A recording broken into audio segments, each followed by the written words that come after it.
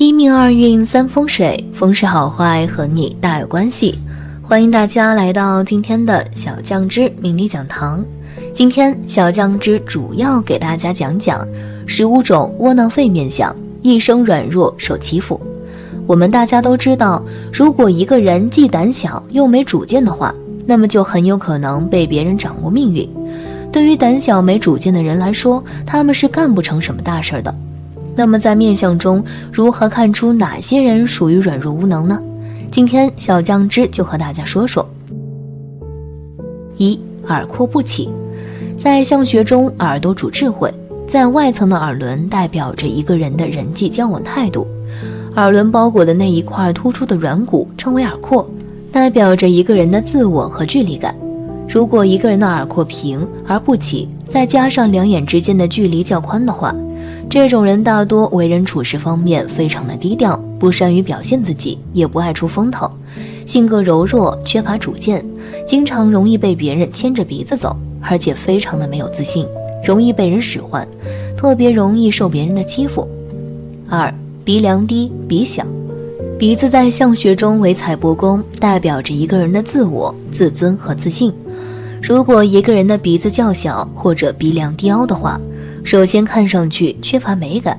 这种人大多自信心不足，性格方面比较的内向，缺乏主见，自我意识非常的浅薄，遇到事情总是犹豫不定，缺乏创造力和判断力，上进心不足，特别喜欢依附于他人，缺少独当一面的能力，容易上当受欺负，注定一事无成。3. 额头塌陷。额头在相学中称为天庭，代表着一个人的思想智慧、行动力和事业心。如果一个人的额头中间部位低洼不平的话，这种人大多智商和情商都不高，头脑反应比较的慢，思考力不足，性格偏激不定，让人无法捉摸，而且心态不好，遇事喜欢钻牛角尖，而且非常的贪心，说话做事不懂得给他人留面子，人缘比较的差，身边小人比较的多，容易被自己的贪心蒙蔽双眼，容易上当受骗，经常是被人卖了还帮别人数钱。4. 印堂太宽。印堂位于两眉之间，根据其宽窄不同，可以看出一个人的心胸、能力和命运。印堂距离以食指、1指半为最佳，超过2指的话就属于太宽。如果印堂太宽的话，这种人一般心胸开阔，性格乐观开朗，待人随和，不喜欢耍心眼儿，但是遇事主见性比较差，心性太过单纯，容易轻信于人，看人的眼光比较差，容易识人不明，身边易出现损友，男人容易遇渣女，女人容易遇渣男。5. 紧皱眉头。如果一个人总是习惯性的皱眉的话，这种人大多心事非常的重，内心非常的压抑，整天为了各种事情烦扰不断，心理压力比较的大，也不喜欢向外人吐露心声，整天过得非常的辛苦劳累，而且做事缺乏目标感，交际和能力比较差，不太擅长处理人际关系，遇事总是瞻前顾后，犹豫不决，容易错失很多机会，事业上容易受阻，经常容易做错事，也容易遭到他人的陷害，替他人背黑锅。6. 鼻子有横纹。鼻子在面相中代表着一个人的财帛宫，若是在鼻梁上有横纹或者是有疤痕，则这样的人命中的财运不足，正财与偏财都非常的不利，常常会破财，甚至会招惹小人，在工作中受到的苦难比较的多，聚财不利，尤其是有疤痕的人，一旦失败很难再翻身，容易带走财运，甚至还会影响到自己的感情运势，事业婚姻都不顺，一副窝囊废的样子。7. 耳朵薄软弱小。如果一个人的耳朵长得薄软无肉，看上去较为弱小的话，这种人大多先天肾气不足，身体素质比较差，孱弱而多病，而且还会影响到自身的自信心，做事的时候特别的胆小谨慎，容易怕事，给人一种唯唯诺诺的感觉。这种人大多意志力不坚定，容易受别人想法的影响，缺少自己的主见和想法，经常对他人的话言听计从，依赖心非常的重，整天内心比较的忐忑，没有安全感，越缺少承担事情的勇气和责任心，所以即使吃了亏受了气也只能忍着。8. 眉眼下垂。眉毛代表着一个人的情绪脾气，眼睛代表着一个人的智慧心理。如果一个人的眉毛与眼睛尾部下垂明显的话，这种人大多性格较为的内向，属于胆小怕事的类型，性格稍显懦弱，在外吃了亏不敢声张，尤其喜欢撒到家里人身上，属于典型的在外一条虫，在家一条龙的类型。在做事和对待感情方面都比较的被动，容易遇人不淑，误交损友，容易错失很多机会，也容易被他人欺负或者欺骗。9. 瞳孔位置不佳。所谓的瞳孔位置不佳，长得较为靠上的话，也就是我们经常所说的下三白眼。这种眼睛的女人大多性格个性方面非常的安逸和保守，思想也比较的僵化，做事缺乏变通，应变能力非常的差，而且性格太过温和，就会给人一种懦弱好欺负的印象，很少会反对别人的意见和想法，到最后就没有自己的主见和想法。虽然人品还算不错，但是容易受苦受累，也容易成为别人的出气筒。10. 下齿龈往后收。如果一个人的下齿龈内收较为明显的话，这种面相的人大多性格方面比较的消极悲观，凡事都喜欢往坏处去想，对自己极为的不自信，导致胆子非常的小，遇事总是犹豫不决，想法也是变来变去，意志力非常的不坚定，经常容易被他人的思维干扰，经常随波逐流，不管是事业还是生活，缺乏独当一面的能力，只喜欢听别人安排行事，而且心态非常的差，遇到一点事情就心神慌乱，拿不定主意，内心也特别的脆弱，经不起一点的挫折和打击，容易被他人利用和伤害。11. 嘴角下垂。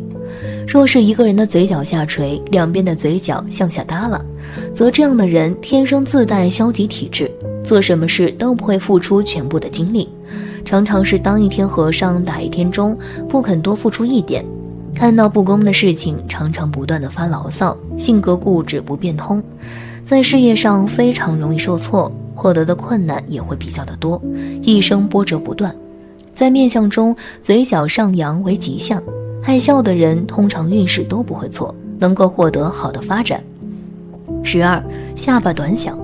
下巴及地格代表的是一个人的晚年运势和聚财能力的大小等等。若是下巴长得过于短小，或者是向后倾而没有下巴，则说明这样的人连基本存钱的地方都没有，也别指望日后能够有啥好的发展。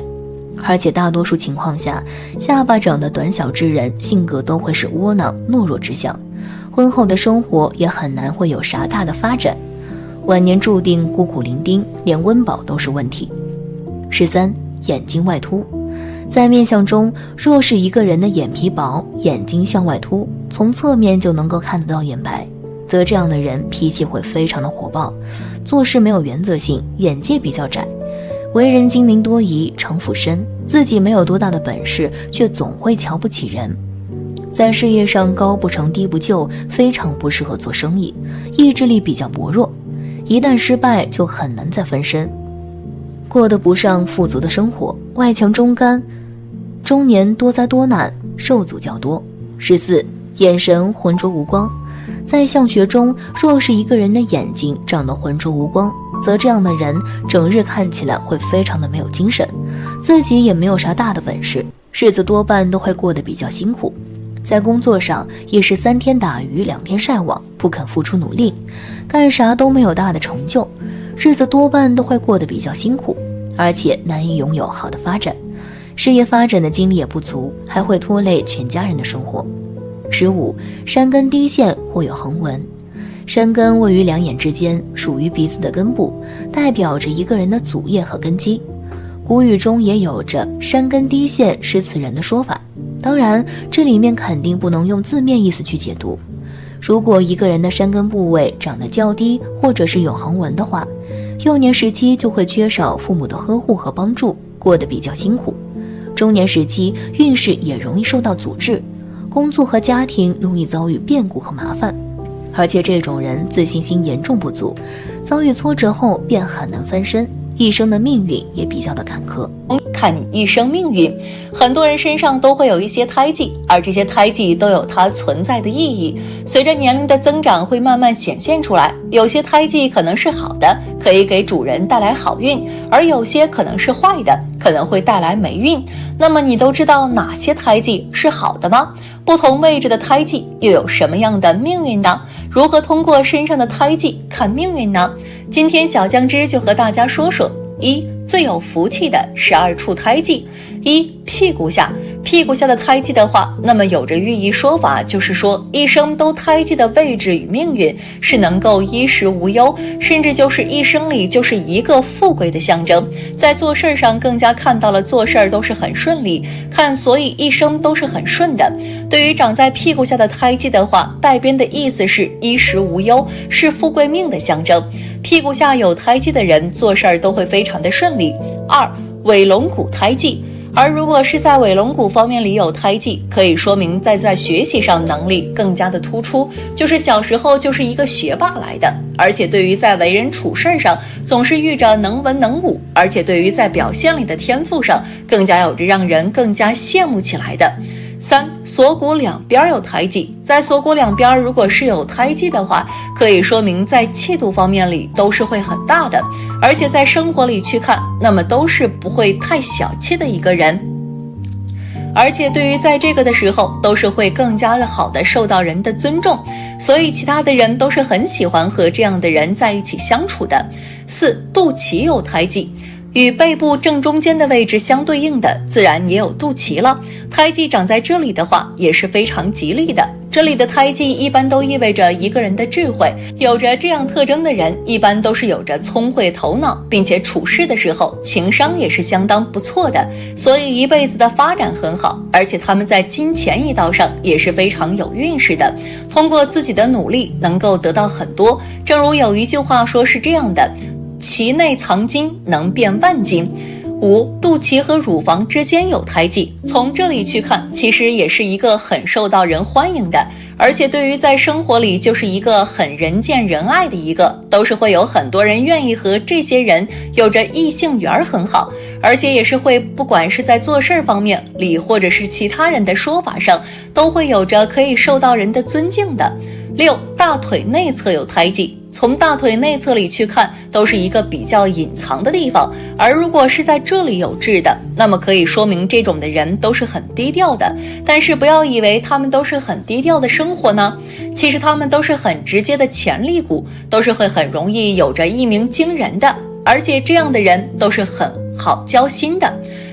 背部正中有胎记，将身体作为一个整体而言，背部正中也是一个关键的部位，在一些说法中这是气运的汇集之处，所以在这个地方有胎记生长，其实也是大吉的表现。这里的胎记意味着的是能够得到贵人的帮助，即使自己本身气运不好，但是在其他人的相助之下，总是能够得到福缘的。而且对于这种人来说，他们也能够有很厚的儿孙福缘，在老了之后能够安享他们的孝顺，并且得到和睦的一大家子。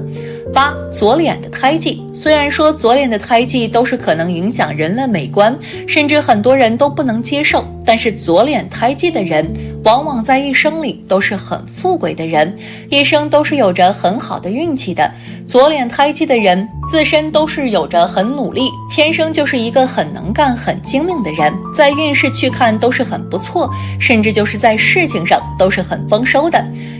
手上的胎记，手上的胎记的人在手相上去看，就是有着寓意起来聚宝盆的含义了，天生也是有着精力旺盛，对待人都是很热情，在做事上更加有着头脑很灵活，在工作里的能力表现上更加的惊人了，一生财运都是最好的，天生也是有着一个异性缘的一面，甚至就是在命里的桃花都是很好的。男性的话能够娶到好的老婆，女性的话能够嫁给好的丈夫，而在一生里去看，那么都是家庭顺利，事业顺利，夫妻之间里都是很恩爱的。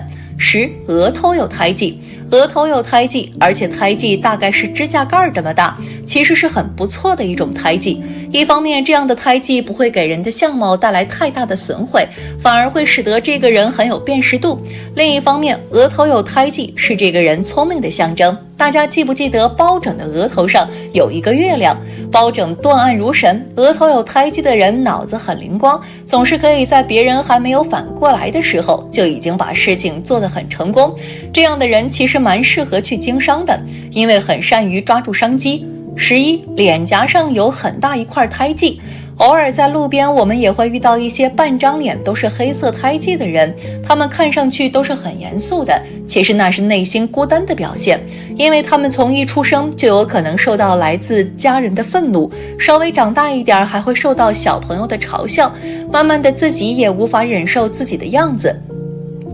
但其实脸颊有很大胎记的人都是内心非常柔软的人，他们前世可能经历过很棒很好的生活，今生是来修行的，体验人生极苦极恶。这种胎记的人虽然话不多，但是思想很成熟，内心很丰满。12. 胎记长在右边脸上的人，这样的人对金钱和家庭比较看重，他们会在事业上付出很大的努力来赚取更多的金钱，而且这样的人对欺骗和背叛是非常厌恶的，特别是爱情方面。2. 命不好的胎记。1. 脖子后中侧有胎记，这个位置的胎记代表感情不顺，他们在感情上遇到的波折比较多，面对感情问题，自己很容易陷入迷茫，易受对方欺骗而导致情迷心碎，但痛苦后仍未知惊，在情场上会屡次碰钉，建议考虑佩戴成元铃、胡吊坠，提高自己的感情运势，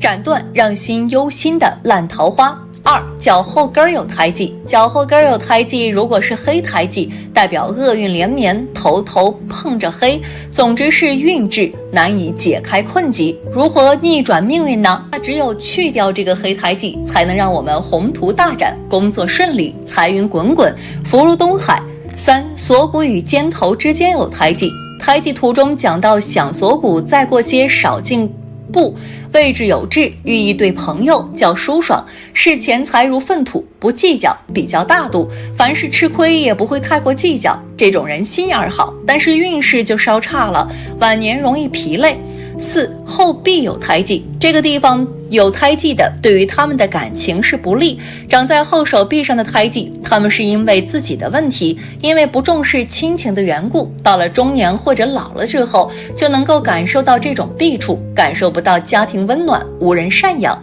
5. 胸前有胎记，长到胸前的胎记则意味着这个人本身的品行不好，虽然在年轻的时候能因此获利，但是长久的好运没有，反而会在需要帮助的时候感受到更多的厄运。不过即使一生主厄运的胎记长到了身上，也是有着很多解决办法的。6. 眼睛有红色胎记，虽然眼睛有红色胎记的情况是很少见的，但是还是有人的眼睛上面有这样的胎记。如果是一个女性有这样的情况，那么这个女人一般长得要么很丑，要么很美，是两个极端。如果是很丑的女人，会非常贤惠，持家有道，孝顺公婆，且教子有方，反而对于夫家很有帮助。而如果是很美的女人，则会蛊惑人心，她们虽相貌美丽，但内心却非常自私，只考虑自己的感受。如果是男人眼睛上有红色的胎记，那么这个男人性格会比较软弱，做事拖拉，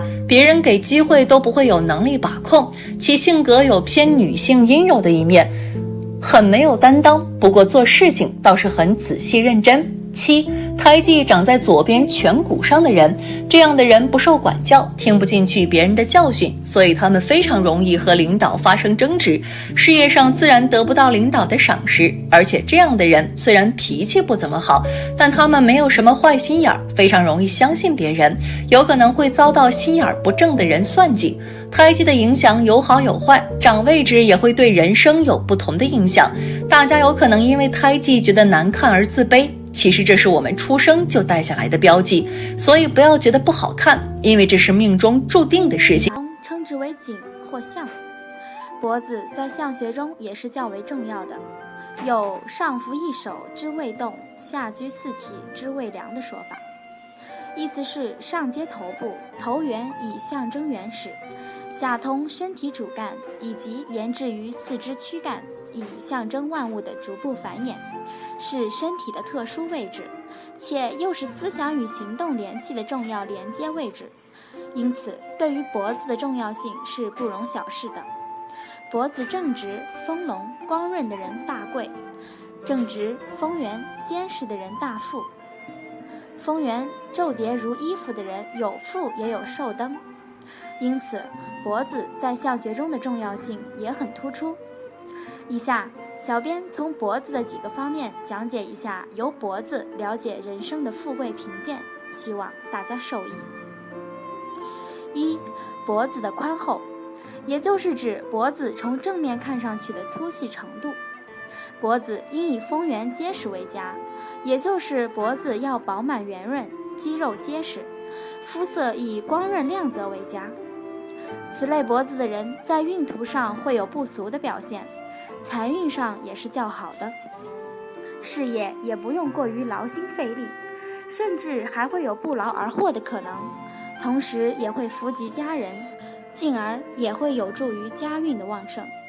但如果过粗，则此人虽然有寿，但福分薄；